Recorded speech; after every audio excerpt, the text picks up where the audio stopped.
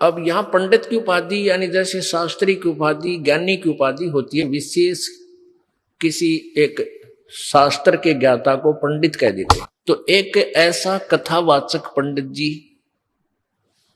यानी गुरु जी एक दिन एक उसके साथ उसका साथी शहर जा रहे थे। वो पंडित जी प्रतिदिन एक कथा करया करता, नित्य पाठ करता था रामायण का। उस दिन उसने सोचा कि आज यदि रामायण का पाठ करूंगा तो लेट हो जाऊंगा, 4-5 किलोमीटर पैदल चल के ट्रेन पकड़नी है स्टेशन से।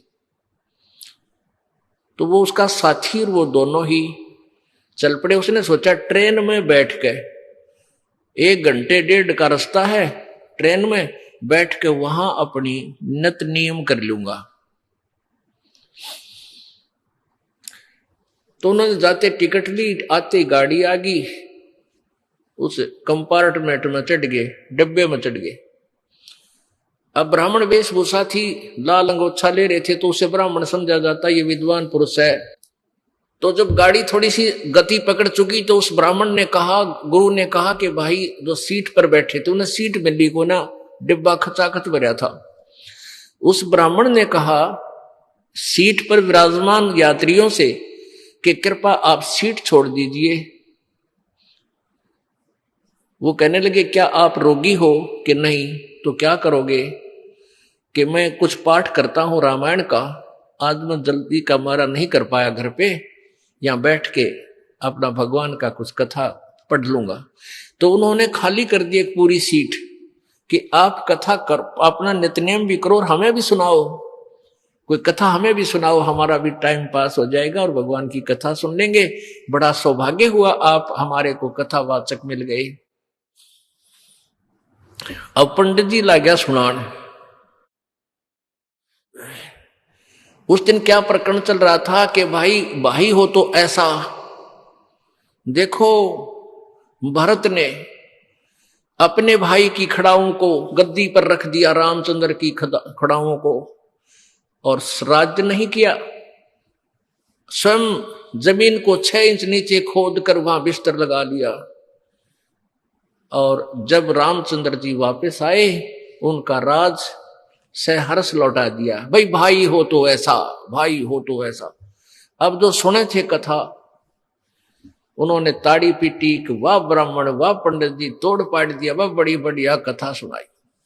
वहां एक व्यक्ति बैठा था उसी ट्रेन में एक यात्री था, उसको खोज थी एक कथावाचक की। और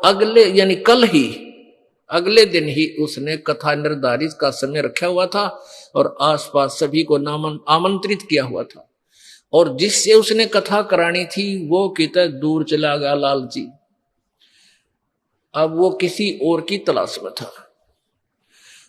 उस व्यक्ति ने उस ब्राह्मण से कहा कि पंडित जी आप हमारे गांव चलो, हमने ऐसे ऐसे एक पाठ का दिन निश्चित कर रखा है और आप हमारे यहाँ कथा कर दो, कल से शुरू करनी पड़ेगी। तो कहने लगा नहीं कल नहीं चल सकता, मैं कल नहीं चल सकता, मुझे समय नहीं। और भी कहने लगे यात्री के महाराज जी आपका तो रोज का काम यही है, इनका आंट लाग रही है और आप कर दो। सब कहने लगे नहीं मैं नहीं करूं। तो वो कहने लगे जी सा कोई खास काम होता हम कर देंगे आपके काम को, आप इनका कथा कराओ। नहीं ये काम तुम्हारे से नहीं होगा, मेरे से होगा। अब उन यात्रियों ने काफी जब कहा, उसने इतना बताई कि बीमारी है। उसका जो साथी था वो बोला भाई मैं बताऊं, यो कल तक किसी कीमत पर नहीं कर सकता। क्यों नहीं कर सकता? कि इसने अपने छोटे भाई पर मुकदमा कर रखा है, एक कुर्डी के खड्डे के ऊपर इनका बंटवारे का रोला है और मैं इसका गवाह हूं भाई। और कल कोर्ट में तारीख से रे थारा नाश जाइयो। हाँ वो कथा तो सुना रहा है, भाई हो तो ऐसा, राज भी त्याग दिया।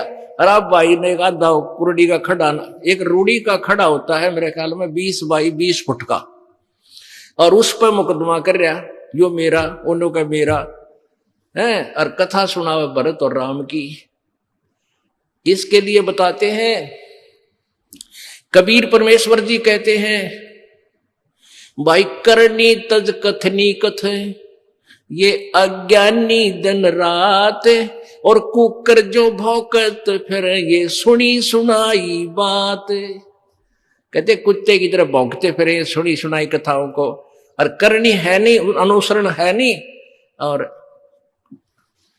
कथते फिरते हैं, ज्ञान ज्ञान सुनावा दुनिया ने, आप असर को ना। कहते पंडित और मसालची दोनों सूझे ना, औरों को करे चांद ना रहे, आप अंधेरे में। बोलो सतगुरुदेव।